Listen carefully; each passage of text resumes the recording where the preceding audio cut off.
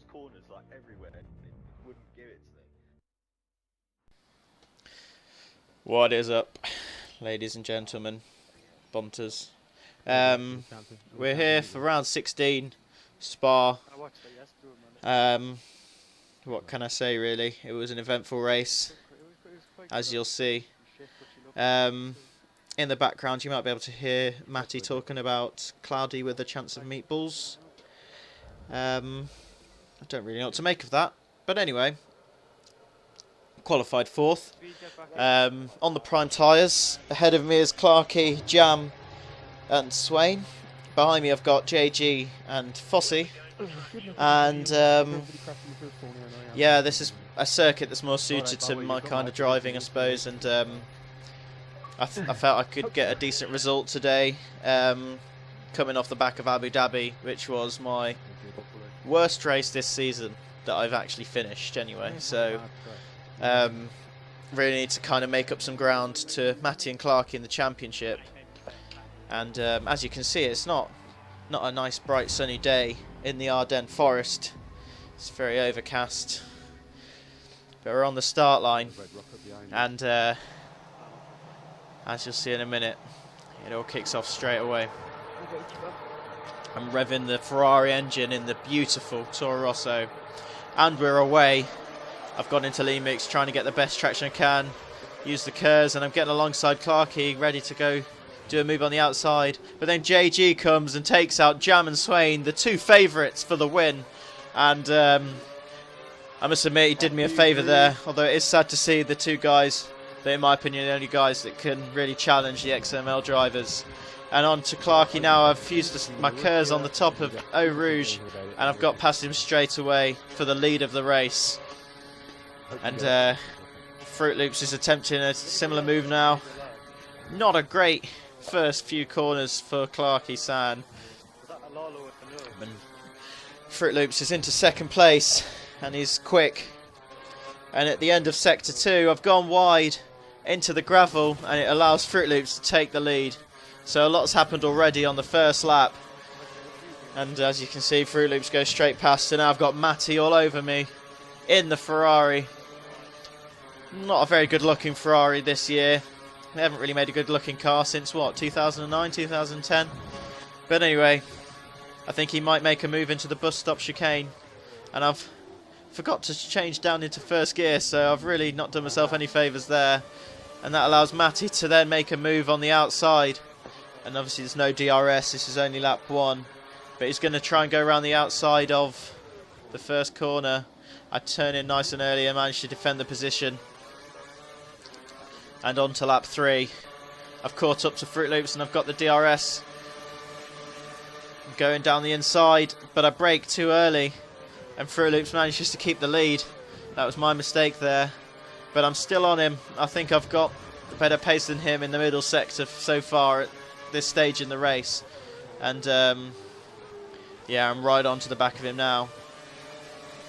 And I wish I knew the names of all these corners so I could say which corners I'm going into. But anyway, I decide to maybe look down the inside of the double left-handers, but that sent me out wide on the exit, and I've lost out to Fruit Loops there. And now I've got Scott's Metroid, who started at the back, all over me, and he's going for a move around the outside of the bus stop, and he gets it done.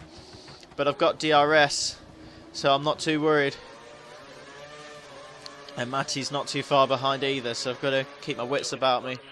I'm not going to do anything stupid. I know I'm going to have the DRS onto the Kemmel straight if I keep close enough. And Scott's Metroid sets the fastest lap of the race. Very, very quick driver, and he's on fresher tyres than me. And I'm saving my curves. I'm staying in 6th gear to try and get the most I can, instead of bogging down in 7th gear. Using my curves now, get the DRS. And it's a pretty straightforward move.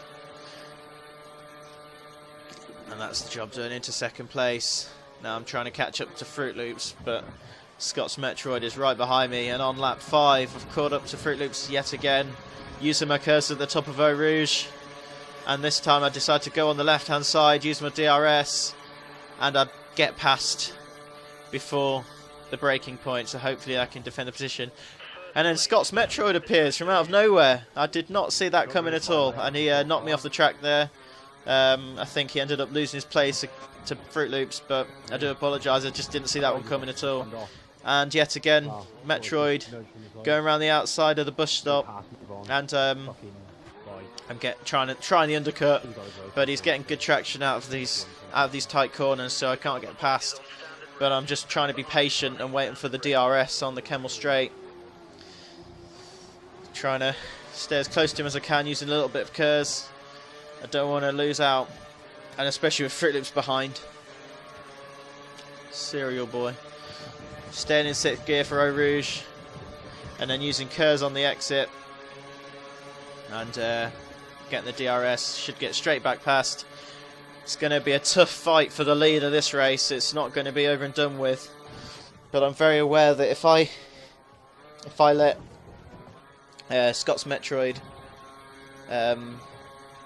if I let him break the DRS, it's all over. So I need to make sure I stay in range. And as yet again, he goes around the outside of bus stop, and I've got a really messy exit there of the bus stop chicane. So that didn't do me well. And then I've been a bit late on the brakes, and I've gotten to the marbles, and I've gone wide. So now I think Metroid has broken the DRS and is able to get away, and I've got Fruit Loops right behind me now too, who's going to get the DRS on me, so I'm going to have to defend. A lot has happened so far, and it's only lap 7 of this 22 lap race. Get the DRS, I must have been in range of Metroid, but he's too far ahead for me to be able to pull a move. And a fairly laggy Fruit Loops goes down the inside, a lot later on the brakes than me there, but he's not got away just yet. I'm still going to put the pressure on in Sector 2, which seems to be my... I say I'm probably a little bit quicker in that sector. But there we go, I've just gone around the outside of that corner and done the move. Fruit Loops trying to go around the outside into Blanchimont. Gets the job done, but I'm going to have the DRS, so I'm not too worried. But I've gone into 2nd gear again instead of 1st, and that really doesn't set me up well for the corner. So I'm making a lot of mistakes in the early stages of this race. And on to lap 9. The Scott's Metroid and Fruit Loops have both gone for the undercut. So I'm pretty sure I'm going to come out behind them onto another set of prime tyres. And out we go. I think that's Judas in 4th place too. I'm not sure what strategy he was running, but I'm sure he's getting plenty of purple sectors. And I've come out behind Fruit Loops, but Scott's Metroid is behind me, so I'm not sure what happened there. And into Sector 2, lap 16 now. I'm right onto the back of Fruit Loops. I've caught up to him, and yeah, as you can see, I'm looking, but there's nowhere to go.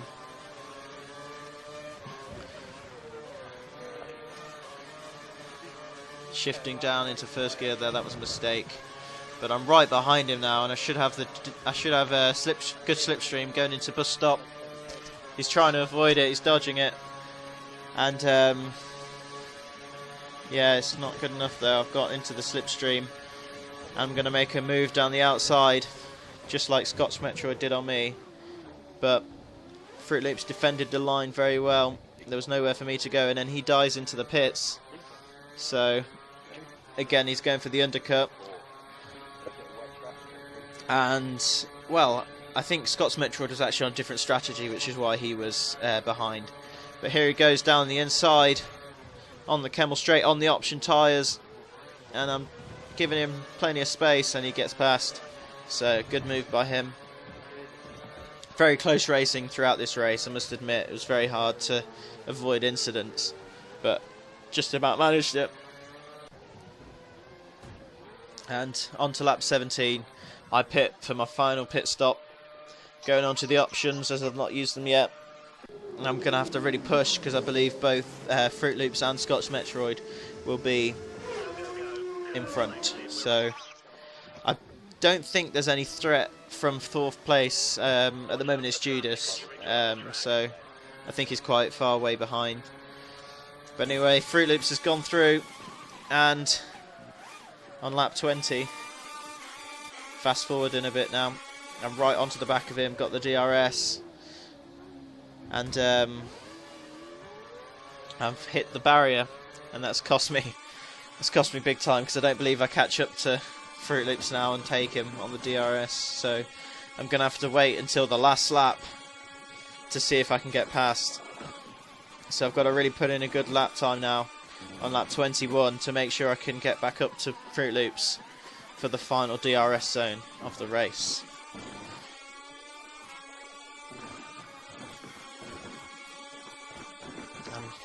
I must admit it was a pretty tidy lap, so I put it in when it counted, and as you see there, Fruit Loops went a bit wide. I think he's struggling now because he did the undercut both times, so his tyres are a lot older than mine. So he's a bit messy on the bus stop there, and I clipped him a little bit.